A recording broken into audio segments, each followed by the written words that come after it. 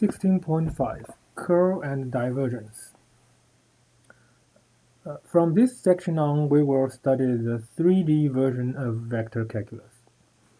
But to motivate the definition of curl and divergence, let's go back to the 2D theorem, Green theorem.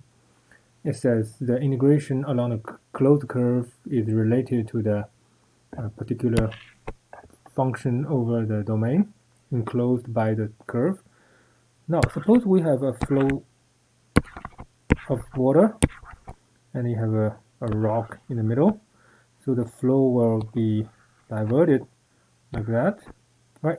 I suppose there's some other thing there. So the water will go this way. So you will see the water here will have a kind of like a counterclockwise loop, and here the water will have a clockwise loop, right? Then according to the Green theorem, if you integrate the flow field in this loop, you will get a positive value. If you integrate along this direction, you get a negative value because the actual flow is clockwise. So it means this integral will be positive for the left side and negative for the right side. And for this small region, you can say this quantity here must be positive on the left side, and this quantity is negative on the right side, because if you integrate this quantity over the small region, you will get a negative value on the right side and a positive value on the right side. So we can call this one the curl. And this curl is a function so that its sign, positive or negative, tell us whether it's had a positive or counterclockwise flow or a clockwise flow. So that's why it's called curl, because if you compute this function and you check its value, you can see whether you have a, what kind of flow you have, right? This flow or that flow. So you have something like that, then you can just check the value, right? Positive or negative. So you will see what flow you have, right? So this curl can help us to identify the curl direction of the flow. Now let's generalize this to 3D. If you have a vector field PQR in 3D, then the so-called curl of that field is defined symbolically as the cross product of the gradient vector, which we call nabla,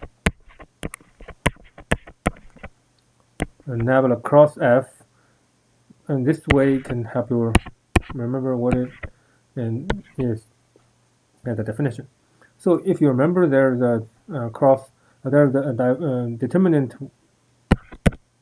that can define this cross product. But because we have this gradient vector here, so it's not actual vector, it's the derivative vector, partial x, partial y, partial z. And the last line is just the PQR. Right, so we just multiply out as if we're just doing the vector multiplication. But be careful, we are doing this vector operation instead of a vector multiplication. So when you have partial y times r, it means partial y and applied on r, and then minus partial z applied on q, which means r prime y minus q prime b, right, like that. The next one for j, it's this cross, but the other direction first, right? Partial z p minus partial x r. So it's p z minus rx. I just dropped this prime. And the last one is this. So it's a partial x q minus partial yp, or qx minus py. Alright, look at this last term. That's in the green theorem. Qx minus py, right? So our green theorem just is a special case in the of the 3D version. 3D version you have a P, Q, and R, but in the 2D version you only have P and Q, and R is not there, so you only have the one term. Alright, now let's look at this curl. If you remember from our discussion on the 3D version of the green theorem, there's something called a Stokes theorem.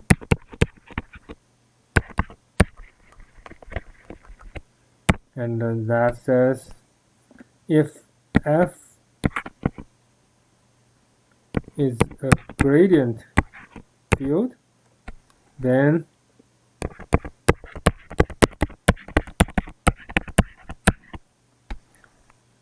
if you take its curl, right, then you will have I, j, k, partial x, partial y, partial z, f, x, f, y, f, z. And guess what? You will have cancellation, because then you have f z partial y minus partial z f y, and this is the same because it's just the z derivative then y derivative, and the y derivative then z derivative, but you know they are the same. And same thing applies to the other two. So it's completely zero, right? In other words, all three terms would be zero if PQR happen to be a gradient field. Now we can state the Stokes theorem in terms of this curl vector. I mean curl. So we can say the Stokes theorem says f equals x equals grad f if and only if the curl of f equals 0. So the curl of f equals 0 means these three terms are gone, which means each pair is the same. And if you remember, that's exactly what we say for the condition to guarantee the field to be a gradient field. Of course, this has to be everywhere. And remember that last example, if we have a special point, even if it's just a point, and then we'll have a problem. So that's a Stokes theorem. We can use this curl to write down the theorem. Okay. And we can also put them together, write down this simple formula, which says if you have a gradient field, then its curl is 0. Right? We have just proved it over there. Now, if f is not a gradient field, then the curl in general is not 0. For example, let's try this example. Okay, x, y, y, z, zx. Of course, this is not as simple as before, but we can do it. So I, j, k, partial x, partial y, partial z, x, y, y, z, zx. So do this cross. The y derivative of that is 0, and then minus z derivative, which is y, and this one. X derivative is z, but that's negative, so z derivative is gone, so it's negative z. And the last one, x derivative is gone, and y derivative is x, so it's negative x. Right, so that's your answer. Negative y, negative z, negative x. And that is not 0. So it means it's not, f is not a potential field. Alright, let's see, what is the curl of R? Which means I, j, k, partial x, partial y, partial z, x, y, z, right? And you can see it's all 0. Because, you know, the z derivative y and y derivative z, they are both 0. and everything else is also 0. And this is not surprising because we know this is the grad of that, right? So the gradient field, of course, will have a no curl. And the third one is this, right? Negative y x 0. So let's see what I have. I, j, k, partial x, partial y, partial z, negative y, x, z, 0. Then you can see this will give you 0 because it's 0 here and the x has no z in it. And this is also 0 because 0 and the y has no z. The last one, x derivative is 1, y derivative is also 1, 1 minus negative 1 is 2. And so that means it's 2 in the z direction. Well, what does that represent? This is actually a 2D field, right? There's no z in it. So x equals 0 here, x equals 1, then it's this way, this way, this way, right? So you can see, if you trace it, you will get a flow in that direction, right? Which is the counterclockwise direction. So its curl should be positive. And yes, positive means, it's a z component is positive. So that actually means it's a positive value times k. Okay, so that's 2 is positive. Okay, 2 is positive. All right, so that's what curl tells us. Now let's use this Stokes theorem without proof again. Okay. So let's see, if I give you a field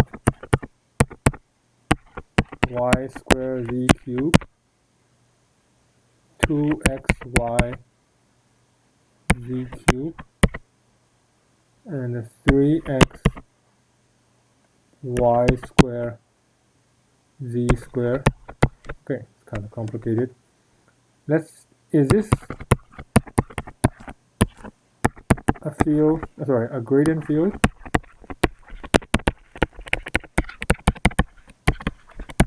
Well, by Stokes' theorem, we can just check its curl, right? What's the curl? I, j, k, x, y, z, y squared z cubed, 2xy z cubed, 3xy squared z squared. Alright, let's see what I have. So the first term is y derivative, so you have 6xy z squared. Then z derivative, you get 6xy z squared, gone. Then have this, first to do this side, okay. Then you get 3y squared z squared minus the other one, 3y squared z squared, gone. Okay, last one, this. So it's 2x becomes 2yz cubed, and the y derivative also 2yz cubed. Everything disappears, so it's completely 0. Right, this 0 is a vector. So by Stokes' theorem,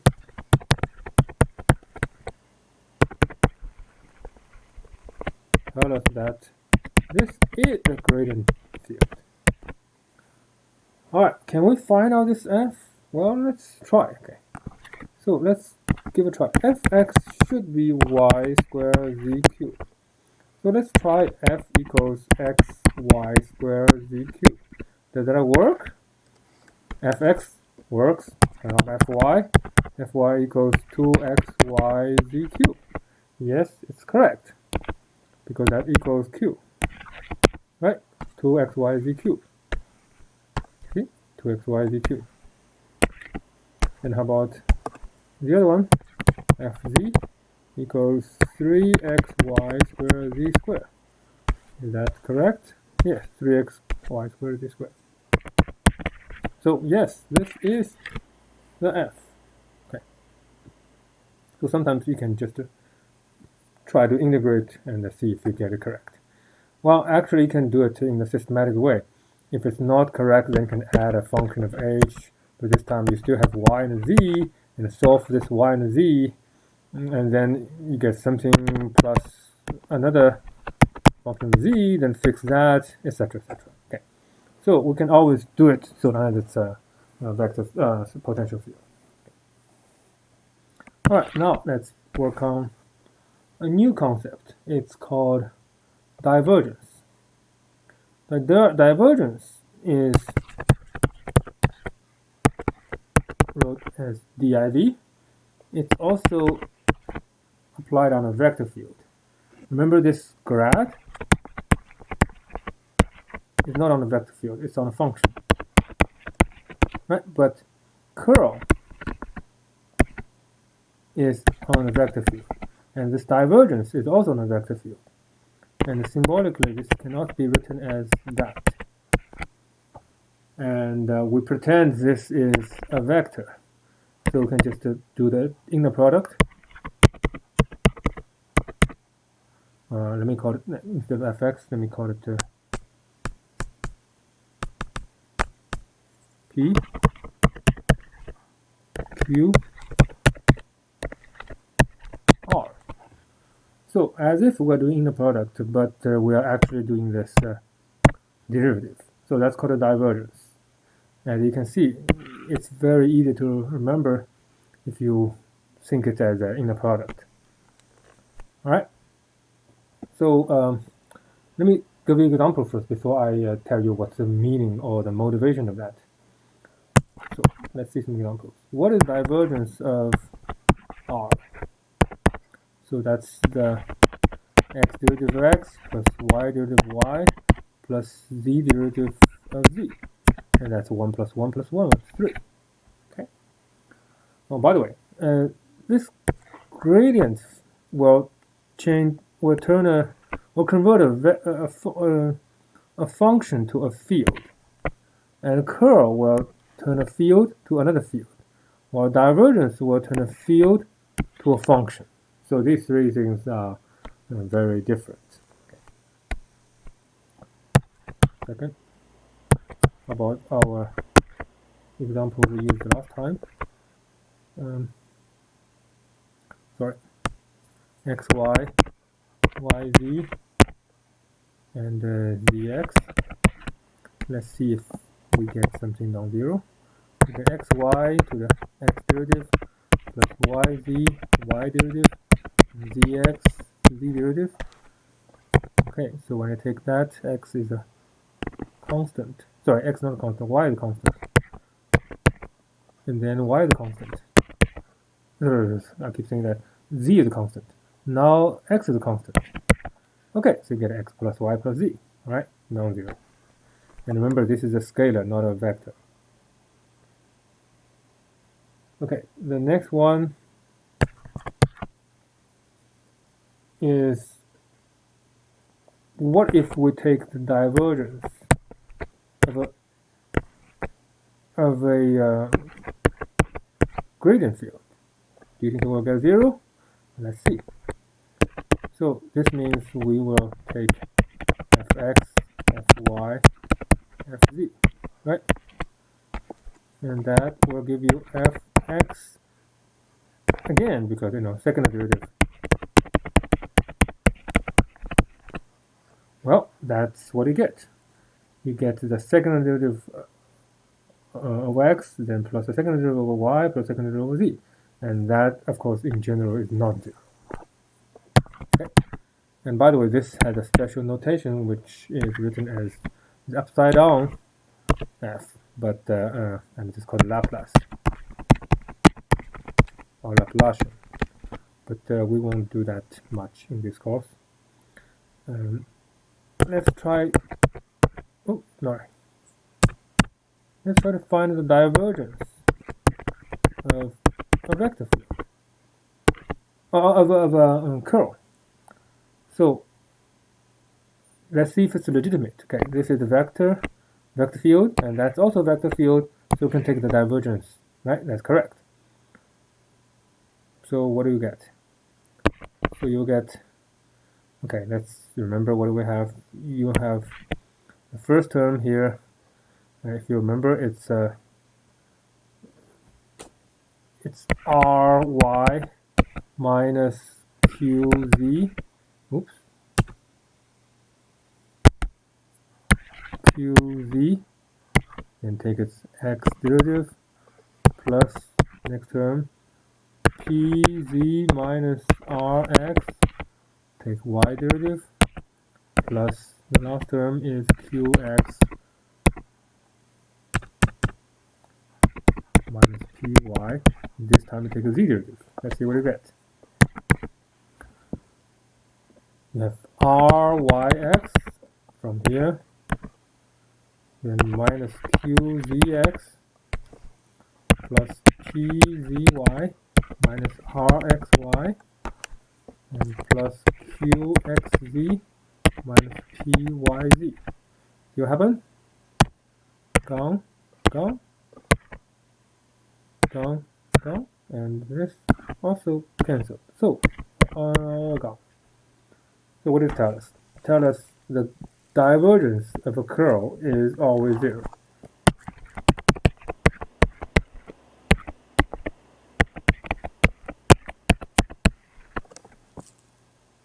And if you remember, we also have the curl of a graph is always 0. So these two formulas are some important formulas that can tell us that when divergence will vanish and when curl will vanish. Okay, so let me motivate you about this divergence. Why do we call it divergence? Well, there is a divergence theorem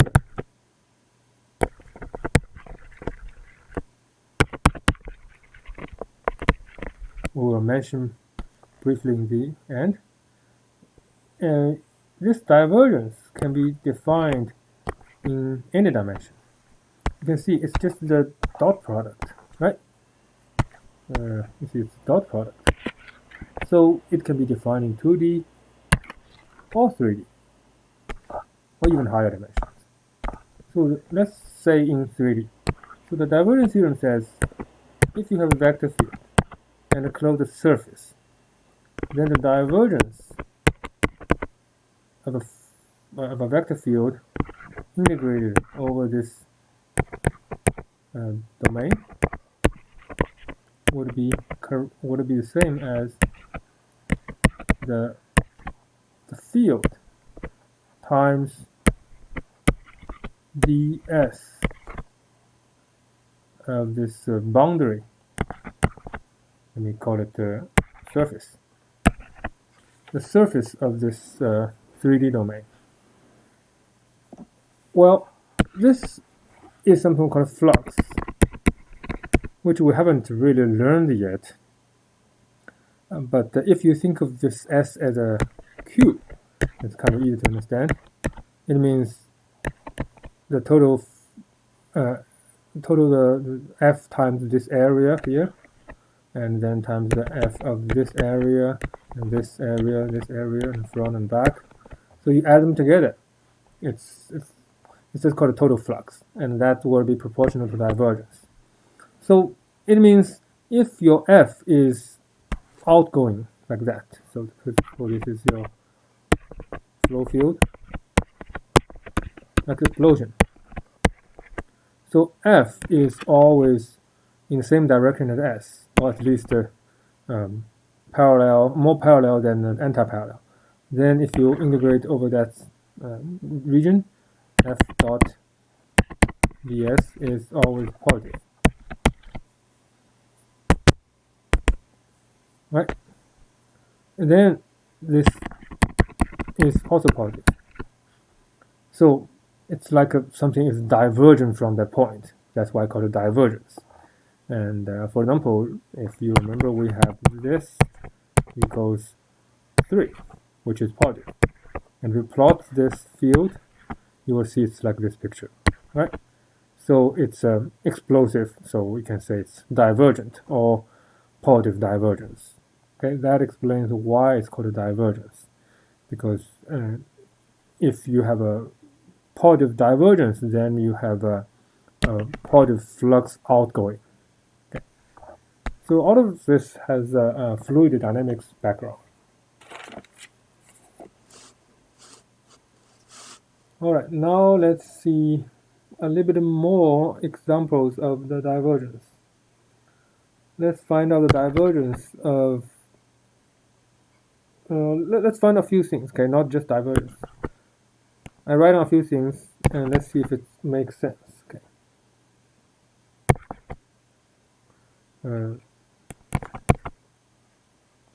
So what is that? The gradient of R, so that would be the Rx. Okay, first let's figure out what is R. R means x squared plus y squared plus z squared, right? Then its gradient means it's x derivative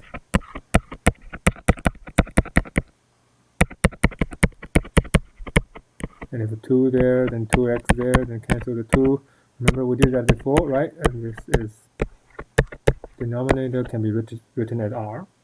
So that's your gradient.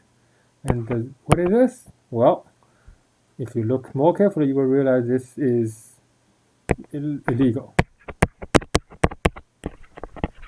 Why? Because this is a scalar, not a vector.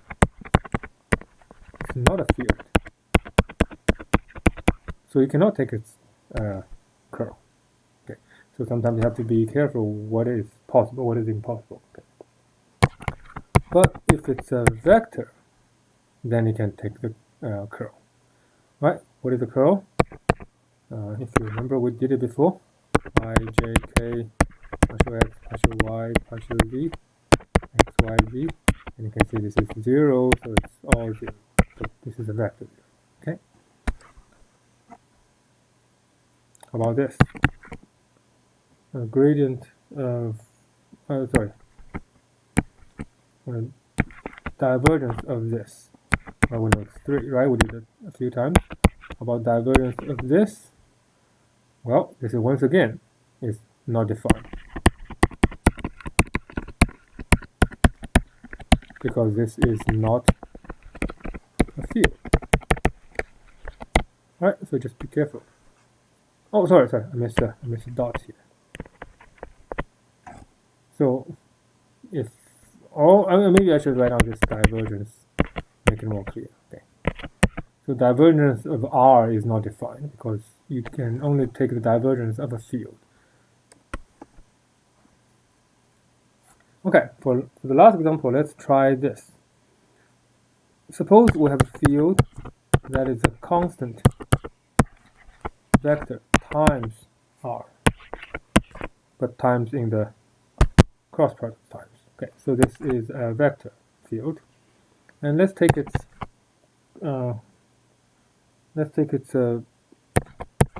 curl. Well, what is that? Well, it's a cross of a cross, right? So it's a bit complicated. So let's try, see what do we get. So this one equals I, j, k, a1, a2, a3. This is x, y, z. So we will have a2z minus a3y, a3x minus a1z, and a1y minus a2x. Alright, and let's take its curl. So we have a2z minus a3y and a3x minus a1z, and then you have a last one, a1y minus a2x. Sorry for the mismatch. So you take this, right? What do you get? Y derivative is a1, and then this is gone. The z derivative is negative a1, right? But it's minus, so it's 2a1. Right? Then you do this one. You take this one first. So it's a2z, so you get a2, and this gives you negative a2, so 2a2. And you can see what's going on, right? Sorry, this one. So this will give you a3, and this will give you negative a3, so it's that. So it just turned out to be 2 times a. Right? That's quite interesting. So if you take the curl of this vector field, you will recover the original vector a. Okay? Alright, that's it for this section, and we will continue next time.